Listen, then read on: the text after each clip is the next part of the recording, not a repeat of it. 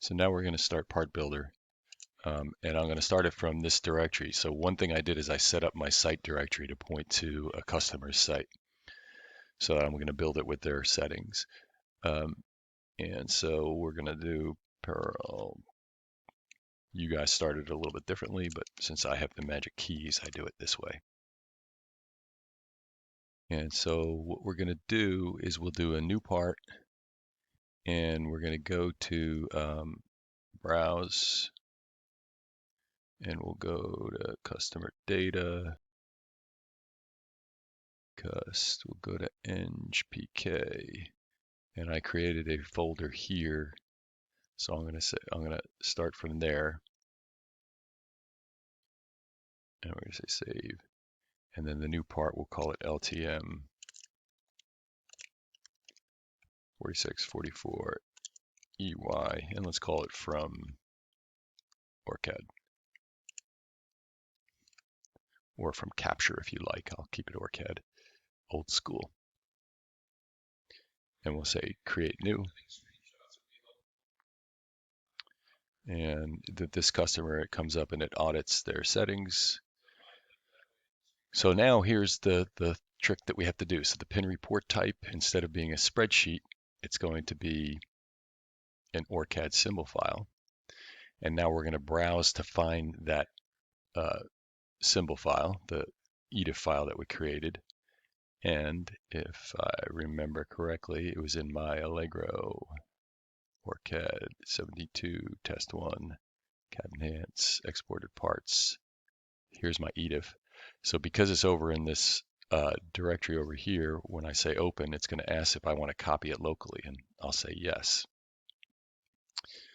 Okay, so now we have that set up, and we're going to, let's take a first step. Let's save our changes to start with, and then let's take a first stab at reading it. So we're going to use the pin extract function, which is going to read that file. And it says PartBuilder recommends changing the SmartFrag grid size setting from 50 to 10. We'll say yes, because it knows it's OrCAD.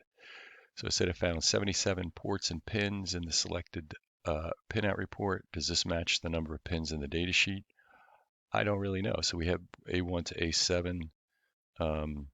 Maybe we should get the data sheet, but we'll say set number of pins and move on from that. Now this is complaining about no ground and no power pins found. We get this warning because the source of the part, in this case Analog Devices, provided a part with no pin types. Every pin is passive. This is one of the issues that can make it hard to automate the conversion of a whole library. We get bad or incomplete data, and we have to provide the user a way to fix it. In this case, we can use the Pin Explorer to redefine the pin types for this part. We will do it quickly here and just fix the power pins. We really should go through the datasheet and fix them all. So what we're going to do is we'll go to the Pin Explorer, and very quickly we'll search for VIN pins and VOUT pins. Take all these and we'll assign a pin type of power. Then we'll look for VSS, ground. See what we get, the ground, S ground. So we'll make these pins ground pins. And then let's save that. So we'll close this and it'll tell us it wants us to save. So we'll save it. And then we'll try again with that read. So now we're looking at the int VCC4s, these internal VCCs. It wants those to be power as well. So let's go back and fix those. So I'll go to the Pin Explorer again. We'll look for int VCC, and we'll make those power pins. Assign pin type power, and we'll close again. It'll save, and we'll read it one more time. And now we finish reading the pins, and we have 77. And just for grins, I cut this out of the LTM 4644 data sheet. So there's 1, 2, 3, 4, 5, 6, 7 times 1, 2, 3, 4, 5, 6, 7, 8, 9, 10, 11.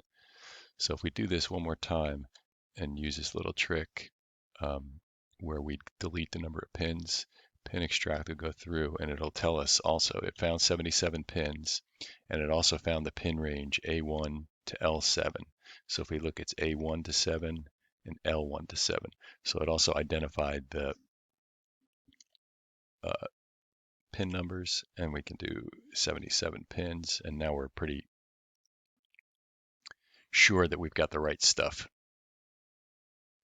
The next step is going to be SmartFrac, and we'll talk about that in the next video.